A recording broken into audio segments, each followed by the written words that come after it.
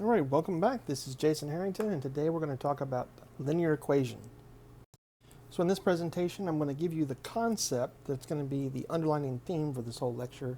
Then I'll give you the definition of what a linear equation is and how to identify them. And I'm going to talk about the method of solving, and then the rest of the time I'm just going to be working on examples.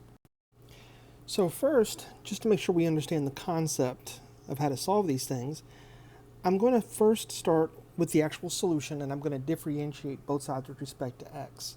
And hopefully we can see some patterns here. So if I take the derivative of both sides, so I take the derivative of x to the negative 2 times y is equal to the derivative of cosine of x with respect to x. Now you'll notice on the left-hand side here, I'm going to have to use implicit differentiation and the chain rule, as well as the product rule. So the first thing I'm going to do with the product rule is I'm going to have the first times the derivative of the second plus the second times the derivative of the first, which is x to the negative 2, and the derivative of cosine is negative sine of x. Now, on the left-hand side, I have x to the negative 2 times dy over dx plus, and now the derivative of x to the negative 2 is simply going to be negative 2x to the negative 3 times y is equal to negative sine of x. And that is our ODE. Now, if I just start it with this ODE, the first thing you would notice, so if I say let's start here at this line, how would we solve it? Well, the idea is that you want to turn this into a single derivative, and this is just the derivative of x to the negative 2 times y is equal to negative sine of x. And then what you would do is just integrate both sides with respect to x. Now this step here, recognizing that these two terms added together is really nothing more than the product rule. And that's what we're looking for in how to solve these. Let me do one more example. Now in this case, if I say let's solve this. Now let me make a note here. The derivative of the natural log of x, that's just simply 1 over x. And again, I'm going to state the fact that x is greater than 0, so I don't have to worry about the case with the absolute values and such. Now when I write this out, the natural log of x times dy over dx plus 1 over x times y is equal to e to the x. Here's the trick, and I'm going to show you how to solve this in general. But this is just the idea. I can rewrite this as saying nothing more than the derivative of y times the natural log of x is equal to e to the x. Now we can check this off to the side. Let me go ahead and do that. Check. If I were to take the derivative of y times the natural log of x, that's going to be the first times the derivative of the second plus the second times the derivative of the first, which is dy over dx. And that's precisely what we have over here on this side. So this side collapses or reduces into a single derivative of a product. And then to actually solve for y, you have y times the natural log of x is equal to, I just integrate both sides, the integral of e to the x dx. So then I have y times the natural log of x is equal to e to the x plus a constant. And then if I divide each term through by the natural log of x, then I get y is equal to e to the x plus a constant divided by the natural log of x. Now that's the basic idea. And there is a way to figure this out, to go from this step to this step. And that's what I'm going to show you next, after we do the definition. Now, for this, I meant to put a little colon there, but a linear equation, a first order difference equation of the form, it's going to have a function of x times dy over dx plus another function of x times y is equal to another function g of x. And that is what I'm going to refer to as a linear equation. And you want to be able to recognize a linear equation. But before we actually solve this in general, let's actually first solve the standard form. Alright, so first let's go ahead and talk about the standard form. The standard form, we're going to have dy over dx by itself plus a function of x times y is equal to a function of x. So here's the idea. I start with this, d over dx plus p of x times y is equal to f of x. Now what I'm going to do is I'm going to multiply everything through by some other function, which I'm going to call mu of x. And this is what we call an integrating factor. And basically what the integrating factor does is it's going to collapse this left-hand side into the derivative of a product. So I multiply both sides, and I'm going to have mu of x times dy over dx plus mu of x times p of x times y is equal to mu of x times f of x. Now, let me just make a note here. Let's just consider this. Let's consider if I were to take the derivative of mu of x times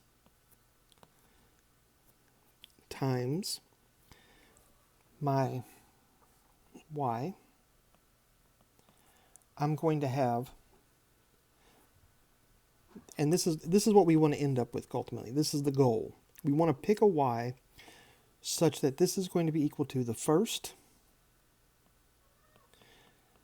times the derivative of the second plus the second times the derivative of the first. So that's just going to be mu prime of x times y.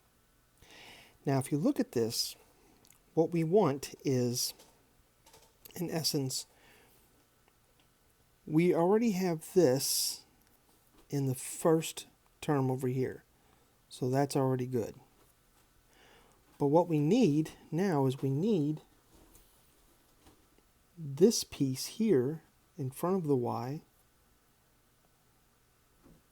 to just be equal to mu prime. And if that happens, then everything should work out. So let's write that out. We need mu of x, actually we need the derivative of mu of x to equal to mu of x times p of x. And if I just write this out in ODE form, this is just saying d mu with respect to x is equal to mu times p. And this little ODE here is separable.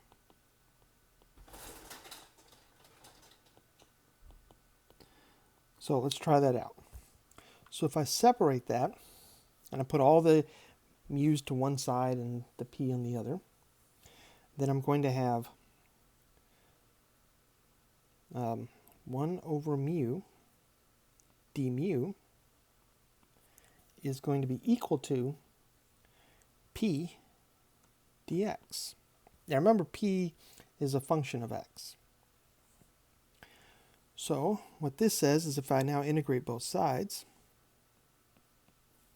I'm going to integrate 1 over mu with respect to mu is equal to the integral of p of x dx. Now the left-hand side works out to just be the natural log of the absolute value of mu, and the right-hand side just works out to be the integral of p of x dx plus c. If I raise both sides to the power of e, then if I raise everything to the power of e, then I'm going to have mu of x, and I still have the little absolute value floating around, equals to e to the integral of p of x dx plus a constant. And I can simply rewrite this as e to the c times e to the integral p dx. So that means i.e.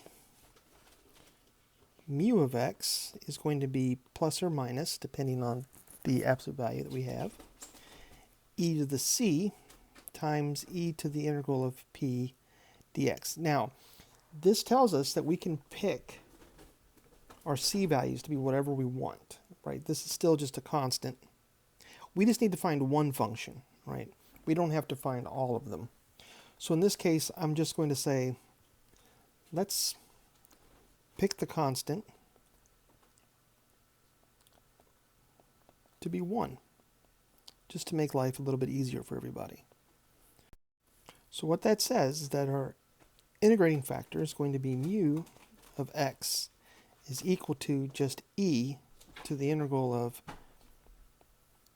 p of x dx. And that's going to be our integrating factor.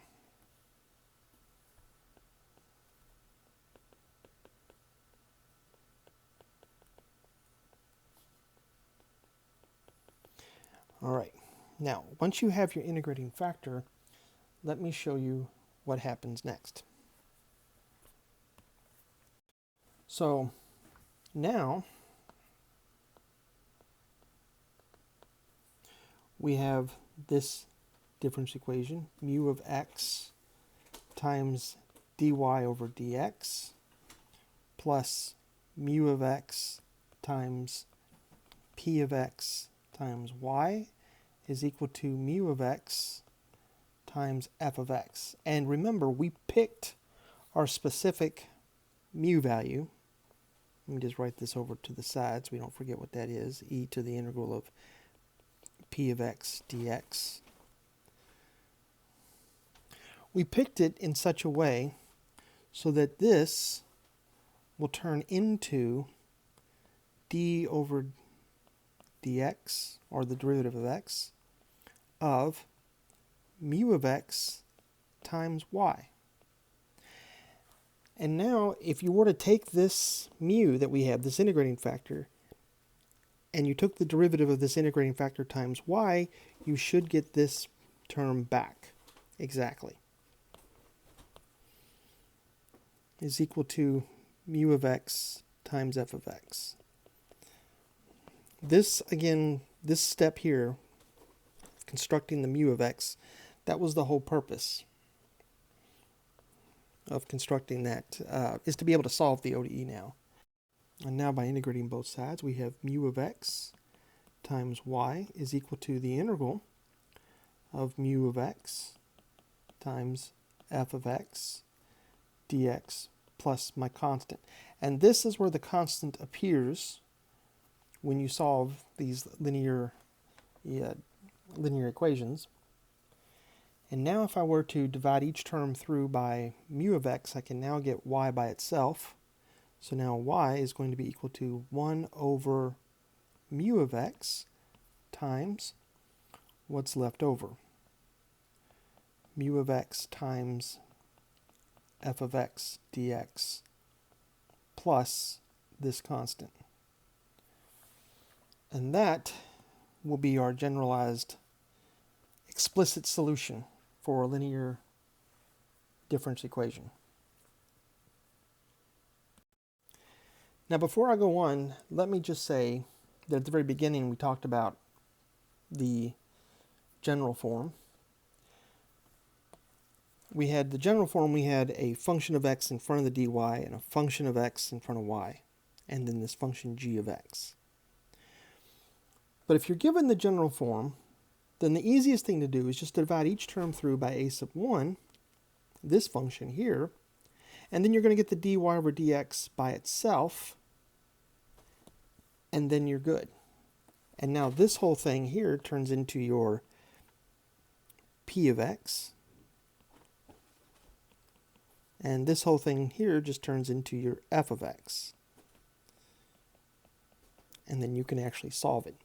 Now it's easier just to figure out what the integrating factor is and then simply solving it. So now let's just jump right into all these examples. Alright, so for this first example, I went ahead and put it in standard form so it's nice and easy to work with. So here I have dy over dx plus 5x to the fourth times y is equal to x to the fourth. Now this term here, that is going to be our p of x. So that means that our integrating factor, so mu of x, is going to be equal to e to the integral of 5x to the fourth dx. Now remember, for your integrating factor, the plus c's don't really matter. You want to just make the simplest integrating factor as humanly possible. So this integrating factor is just going to be e to the x to the fifth. So now I'm going to multiply each term through by the integrating factor. So now let's just multiply every term through by the integrating factor. So now I have e to the x to the fifth dy over dx plus e to the x to the fifth times 5x to the fourth times y is equal to e to the x to the fifth times x to the fourth. And if you did this correctly, then this whole term here should simplify down to d over dx, the product of mu times y, which is e to the x to the fifth times y. And the right-hand side is just, I'm just going to write that as x to the fourth, e to the x to the fifth. And you can check this, right, to make sure that you did this correctly. If I were to take the derivative, I would have the first times the derivative of the second plus the second, or the second times the derivative of the first. And here I got to use the chain rule. And this actually works. So you can actually check yourself to make sure that you picked out the correct mu value. Then I just integrate both sides. So now I have e to the x to the fifth times y is going to be equal to the integral of x to the fourth e to the x to the fifth dx plus a constant. So I have e to the x to the fifth times y, and let's see if we can solve this. This is just going to be the antiderivative, which is e to the x to the fifth. Now if I look at this, that derivative doesn't quite get us there. We're going to have a 5 in front. So I'm going to put a 1/5 in front. And again, this is using u substitution. If you're not familiar with what I'm doing, I'm just doing u sub to actually integrate that. plus this constant. And now what I'm going to do is multiply everything through by the reciprocal of e to the x to the fifth. So now I just have y is equal to, and if I divide each term by e to the x to the fifth, the first term is just 1/5 plus, and now the second term is just going to be c times e to the negative x to the fifth. And that's actually our general solution. So this is our, what we refer to as our general solution. To find our specific solution or our particular solution, I need to put in the initial value conditions. So the initial value condition says when x is equal to 0, y is equal to 7. So now I make that substitution. So y is 7, is equal to 1/5 plus c times e to the 0, which I should probably make that one red so we can see that substitution. And now I'm going to have 7 minus 1/5, which that should work out to be, let's see, if I did that, it's going to be 7 minus, that's going to be 35 over 5, which is 7. So that should be 34 over 5 is equal to c. So that means our solution, and I'll just put this up here in a blue box so we can see it. So our solution, once I put in the specific c value, is going to be y is equal to 1/5 plus 34 over 5 times e to the negative x to the fifth. And this will be our solution to the ODE with the specific initial value conditions. And you can check that by putting it back into the original ODE and seeing if it works. So now let's look at this ODE. I have 1 over x times the derivative of y with respect to x minus 2 times y divided by x squared is equal to x times cosine of x. And I have the x is greater than 0 to avoid any kind of division by 0 and having to work by cases. So here's what I'd start with. I have dy over dx minus, and this already is 2 over x squared times y is equal to x cosine of x. Now right off the bat, I want to get rid of this term in front. I just want to get the dy over dx by itself. So I'm going to multiply by x. That way everything is going to be in standard form. So let's try that out. If I multiply everything through by x, then I'm left with dy over dx minus 2 over x times y is equal to, and that's just going to turn into x squared cosine of x. Now my integrating factor is going to be mu of x, and that's just going to be this term here. So that's going to be equal to e to the integral of negative 2 over x dx. Now remember, I just want one solution. So that's going to turn out to be, now let's go ahead and simplify this guy. So now my mu of x, if I work that out, should be e. I'll put the negative 2 out front, and I'll just have the 1 over x here, dx. And that should be equal to e to the negative 2 natural log of the absolute value of x. And I can simplify this a little bit more. I can just write this as mu of x. That's just going to be equal to e to the natural log of, now this is just x to the negative 2. Notice the absolute values are actually gone now, because when you square something, it's 1 over x squared, that turns that positive. So this whole thing here just simplifies down to x to the negative 2, or just simply 1 over x squared. So now I'm going to multiply each term by 1 over x squared and see what happens.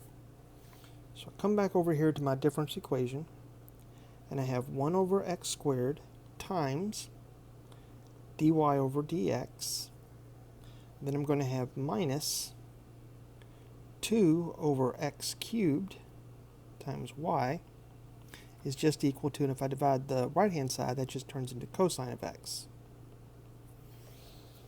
And if I did this right, the right-hand side should just turn into the derivative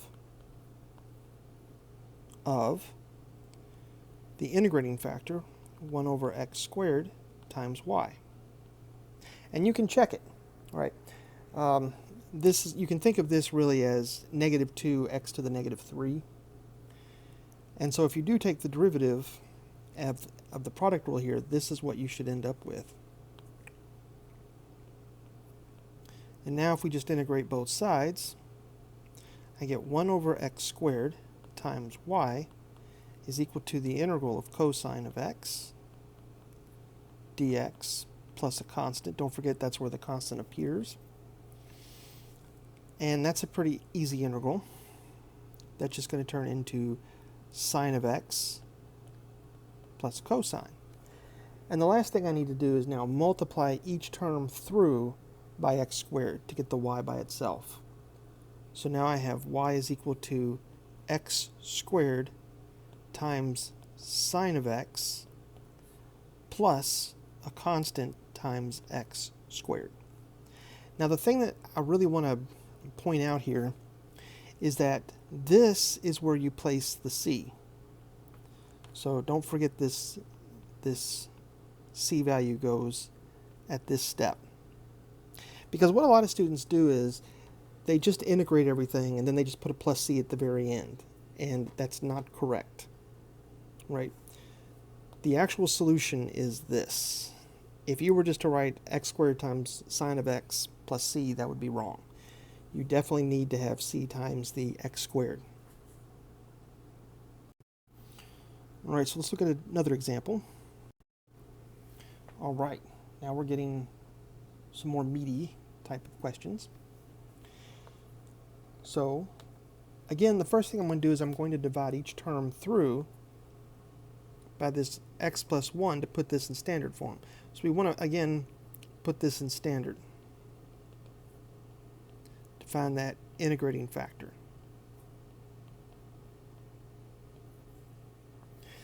So, step 1 is I'm going to write this as dy over dx plus, I'm going to write this as x plus 2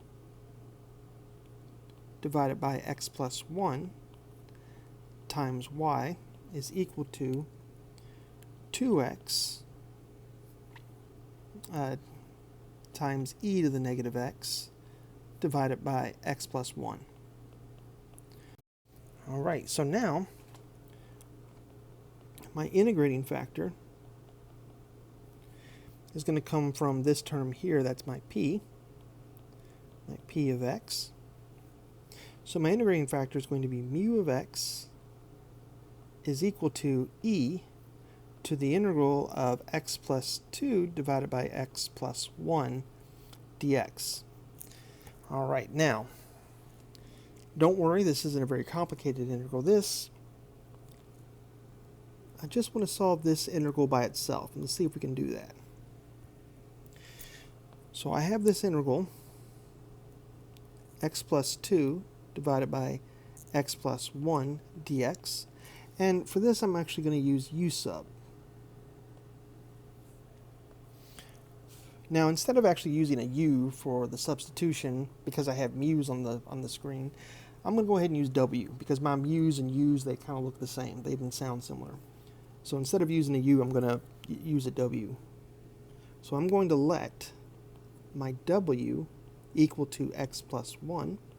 So then my dw is equal to dx. So the denominator here, that's my w. And this numerator, that's just going to be w plus 1. And then my dx, that's just going to turn into dw. So this integral has a transformation. So the integral, let me just write this out, has the transformation off to the side, is really, after the substitution, is just going to be the same as w plus 1 over w dw, which is really just the integral of 1 plus 1 over w, which is a lot easier. So this turns into w plus the natural log of w plus a constant. And now if I substitute back, I'm going to have x plus 1 plus the natural log of x plus 1 plus a constant. Now here's what I want you to notice about this. Remember, I just need one integrating factor. There's actually infinitely many that work, but I can pick one. And I don't like this little constant floating right there. So I'm going to say let's let c is equal to -1 just so that we don't have to worry about any constants floating around. So this whole thing should simplify down to x plus the natural log of x plus 1 is what I actually want. So now our integrating factor, almost done here, is e to the x plus the natural log of x plus 1. And I can rewrite that as e to the x times e to the natural log of x plus 1. So really this is my integrating factor here. I'm just going to write this as x plus 1 times e to the x. So that's my little integrating factor. Now, let me go back to this constant thing, because I know a lot of students get a little upset with this. Remember, there's infinitely many solutions that will satisfy this integrating factor. And you can try this, and I encourage you to do this once or twice just so you can fully understand what's happening. You can pick this c to be 1,000, and everything I'm about to do still works. It's just that you're just going to have more numbers to play with. So I typically like the numbers to be as small as humanly possible. You don't always have to pick them to be 0. You know, if you want something to cancel out, like I just did there, it'll still work. So now I'm going to multiply each factor by this term here. Alright, so let's go back to our original problem. So now I have x plus 1 times e to the x times dy over dx. And now the x plus 2 cancels, or sorry, the x plus 1's cancel, leaving me with this x plus 2 times e to the x times y. And the x plus 1 over there cancels, leaving me, and the e to the x cancels. And that's just going to leave me with 2x. And if I did this correctly, this should simplify down to the derivative of x plus 1 times e to the x, that's my integrating factor, times y is equal to 2x. And you can check it. If you were to take the derivative of this term, you should simplify, it should be able to simplify to get this.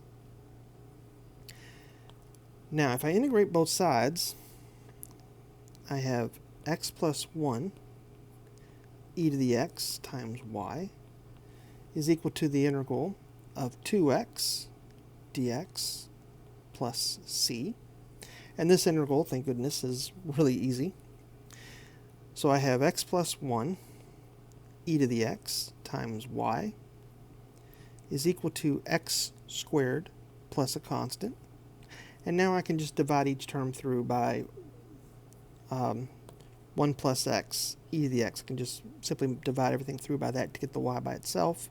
So now I have y is equal to, this is going to turn into x squared plus constant divided by x plus 1 times e to the x. And this is our answer. Now, some things you want to note about this. Because the denominator grows exponentially, we can see that this solution tends to 0. So, now I also want to introduce a new term here.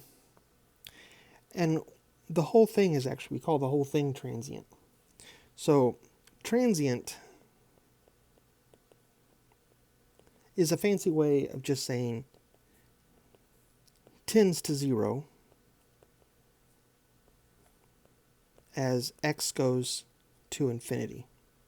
So in other words, what's happening is the bottom has an exponential function in it. So this is growing much faster than the polynomial in the numerator. So no matter what the c value is, it's not going to change anything. The top is still just a little polynomial, and the bottom has an exponential term in it. So we call this whole thing a transient term, or the answer is transient, goes to 0. Now let's do another example. So now I have the derivative of y with respect to x plus y is equal to e to the third times x. So this is already in standard form, so I don't have to worry about it. So this is already in standard form, which should be a sigh of relief. And that means that our integrating factor, now of course you don't see a function in front, so let me put a little 1 here just to so you can see it. And this is going to be our p of x. So our integrating factor is going to be mu of x is equal to e to the integral of p of x dx. And in this case, that just turns into e to the integral of 1 dx, which is just e to the x. So now just multiply each term through by mu of x, the integrating factor. So I have e to the x times dy over dx plus e to the x times y is equal to e to the fourth times x. And if we did this correctly, the left-hand side should be the derivative of the following product. It should really just be e to the x times y is equal to e to the 4x. And it is. You can check it. So now we're going to have e to the x times y is equal to the integral of e to the 4x dx plus a constant. And e to the 4x is easy enough to integrate. We have e to the x times y is equal to, this is just going to be 1/4 e to the 4x. And again, you can check it by taking the derivative, plus c. And if I divide each term through by e to the x, then I get y is equal to 1/4 e to the 3x plus c times e to the negative x. And this is our actual solution. And the thing I want to note here is this term here goes to 0. This term there, c over e to the x, goes to 0 as x goes to infinity. So we call this a transient term.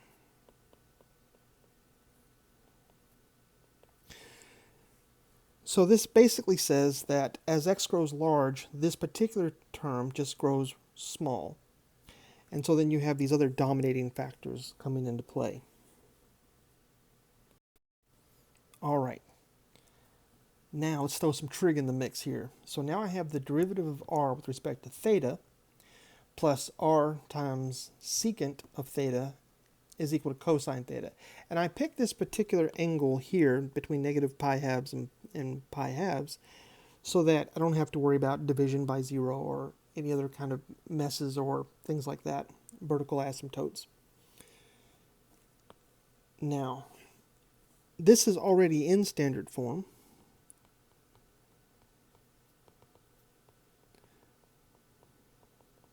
And we can tell that because this guy is by himself. That's just dr over d theta. There's nothing in front.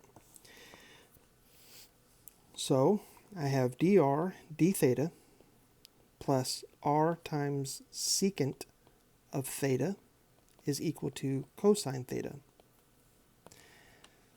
My integrating term is going to be based on this p. Now in this case, this is my p of theta in this case. So now our integrating factor is simply going to be mu of theta is equal to e to the integral of secant of theta d theta. Now this is a really neat integral from Calc 2, which hopefully you remember. I'll just go ahead and put the answer here. But I get e to the natural log of the absolute value of secant of theta plus tangent of theta. And again, I can put plus c, but then it'd just be easier just to let this be 0 in this case. Just let c equal to 0. Because again, I just want a integrating factor that's going to work, or an integrating factor. So this whole thing just works out to be theta is equal to secant of theta plus tangent of theta. Now you may ask about the absolute values and such. Basically, I picked this interval from negative pi halves to pi halves so that everything works out nice. If I didn't have that there, you'd have to sit there and check when is it positive, when is it negative, etc., etc. Now let's put this back into the difference equations. But I'm going to show you a neat little trick. Because this is such a long integrating factor, let me just write mu of theta to make my life a little bit easier. So I go over here, I'm just going to write mu of theta dr d theta plus r secant of theta times mu of theta is equal to mu of theta cosine theta. And again, if I did this right, I should just have the derivative of the following product with respect to theta. It should just be secant of theta tangent theta times r. So that's going to be secant of theta plus tangent of theta times r. And this is going to be equal to mu of theta times cosine theta. All right. Now, if I integrate both sides, let's turn this in. Let's rewrite this. So now I have d theta times secant of theta plus tangent of theta times r. And on the right-hand side, I'm going to have secant of theta, which remember is just 1 over cosine, plus tangent of theta times cosine of theta. Now remember, secant, that's just 1 over cosine theta, and tangent is sine of theta over cosine theta. So the right-hand side actually simplifies once I distribute the cosine through, really just simplifies down to 1 plus sine of theta. How cute is that? That's pretty easy to integrate. So now I want to integrate both sides. I'm left with secant theta plus tangent theta times r is going to be equal to the integral of 1 plus sine theta d theta plus my constant. So now I'm going to have r is going to be 1 over secant theta plus tangent theta times, and now we can just figure out what this integral is. The integral of 1 plus sine theta is simply going to be theta minus cosine theta, and there's my plus c there. And this is our solution. So the trig part really isn't that bad. You just have to be very careful. Now real quick, this is bothering me because I feel like I should show you just in case. If you don't remember this, the antiderivative secant, the trick is that you write this as secant of theta, and this is the trick. I'm going to multiply by secant theta plus tangent theta divided by secant theta plus tangent of theta, d theta. And so in the numerator, we end up having secant squared theta plus secant theta tangent theta divided by secant theta plus tangent theta d theta. And this is what's cool. This is why I'm saying this is the trick. And this also works. There's a very similar trick for cosecant and the other trig functions. But what makes this one neat is the derivative of secant theta is secant theta tangent theta, and the derivative of tangent theta is secant squared theta. So that just becomes a u sub problem. You let u equal to secant theta plus tangent theta, and then my du is just equal to the derivative of tangent is secant squared theta, and the derivative of let's see, secant is going to be secant theta times tangent theta.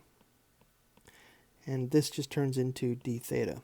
So when I do my substitution, this is the part that's neat, this whole top part here just turns into du, and this bottom part just turns into u.